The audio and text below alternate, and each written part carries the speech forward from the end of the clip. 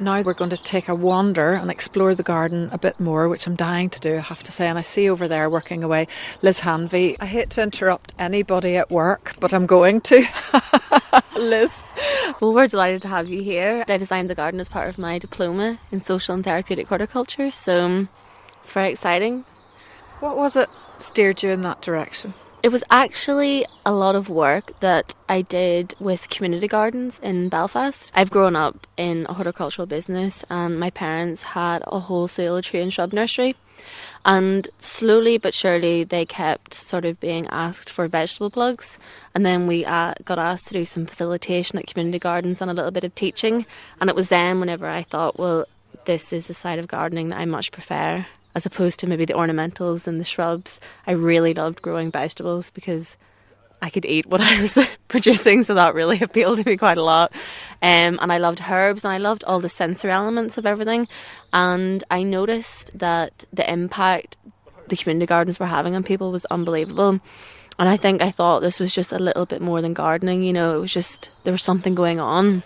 So I looked into it, and I realised that social and therapeutic horticulture was something that's been going for quite a long time. And then I did my qualification to be a horticultural therapist. You're sitting on the side of a raised bed as we speak. It's semicircular, well, it's kind of circular series of raised beds, yes, with nasturtiums bobbing away in, yes, the breeze, and you're digging in some seaweed, which is the fertiliser of the moment, isn't it? Yes. The reason we use seaweed so much here, because obviously it's right on our shore and it's so sustainable, and I think sustainability is something that's so important to us as well. And I also use seaweed as a mulch on top too.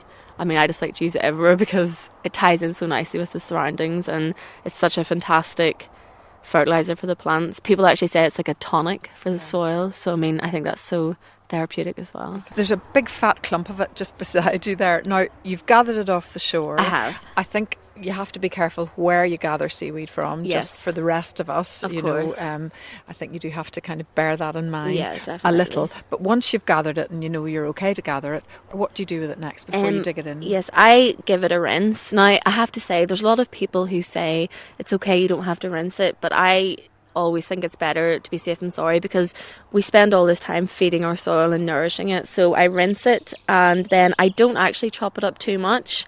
So I just scatter it once I've done some digging down in and turned over the soil a lot. Scatter it. I wonder how deep that would be. Say like one trowel down, and then maybe a bit more once I've turned over the soil. I then cover it up, and then I also use some as a mulch on top as well, just because it protects the soil nicely. And then I have some green manure too, which I'll be sowing as well. But for the participants of the course, it's about seeing different ways to do things. And I think a lot of people maybe who are interested in organic food, it's kind of about taking people right back. This bed will all be lettuce, so this will be the lettuce bed.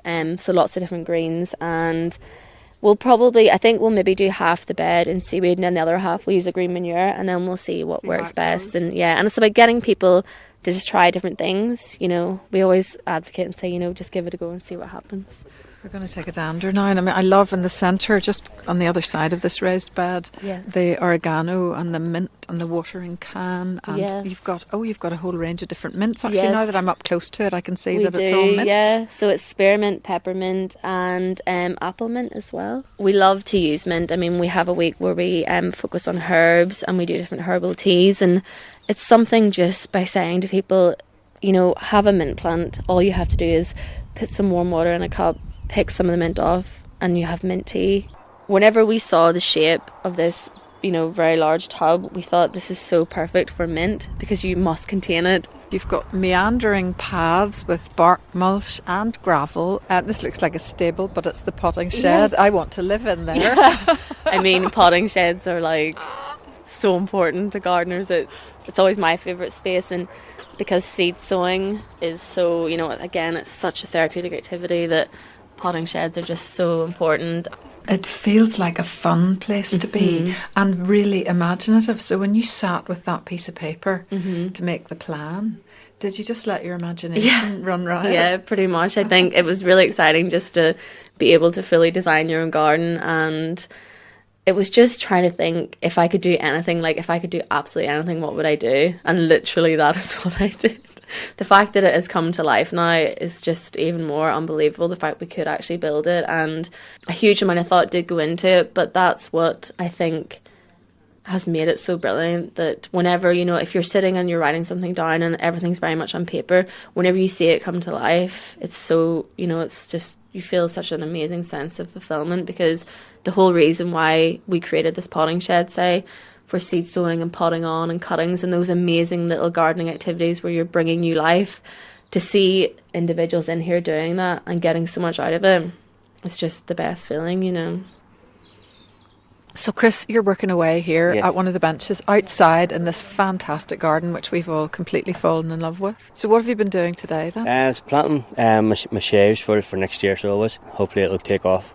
And had you ever done any gardening before? Just planting plants in my own house, but not haven't planted any food or anything. So Chris, talk us through exactly what you're doing here. Now you've got a lovely wee bunch of chives. You're kind of dividing these up so that you'll have plants for next year. Yes, we put them in a plant pot for just over the winter, and just to keep them warm, so whenever the spring comes back you can plant them out in the garden. So it's planting my potatoes as well, so it'll save me from going to big supermarkets. Absolutely. And when the course finishes, do you think you'll be encouraged to try doing this at home or connect up with... I'm trying to do it at the minute, like just trying to weed my garden at the minute, like getting ready for next year, for the spring. My brother's a bricklayer, so he says he's going to build me like a wee thing so I can plant my vegetables and stuff. Maureen, working our way along the side of the bench, you were working with Chris there and helping him to kind of organise the chives. Yes. As well as being a practical place where you learn things. Yes. It is a garden you're coming into. It's not just a workshop area, if you like. And I'm sure that must make a difference to how people feel about this place. The response that we've had from various sectors within the community, anxiety, depression, whatever, there's different reasons. Everyone goes outside for a different reason. And it's the awareness. What has brought it all home to me is the amount of research that's out there about why do we feel better outside in nature. And it's indisputable results. So being able to take that research and try and convert it into something and then carry it out practically. There's a hobbit house over in the corner, and if someone feels a bit alone or wants a wee chat, they don't have to leave the garden. They can go over into the hobbit house, and with a bee and butterfly area where someone perhaps has an interest in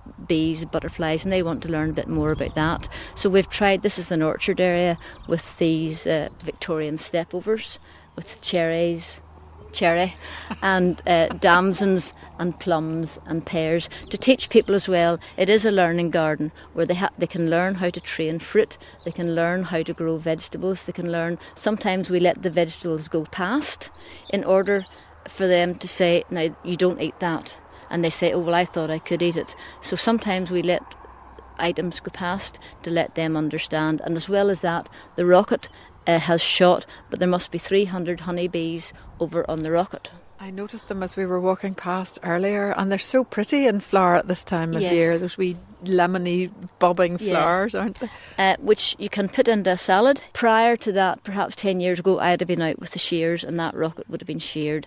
Now, through knowledge, I can see the advantage to the honeybees. So we leave as many plants as we can for the bees and the butterflies who are already under a lot of pressure.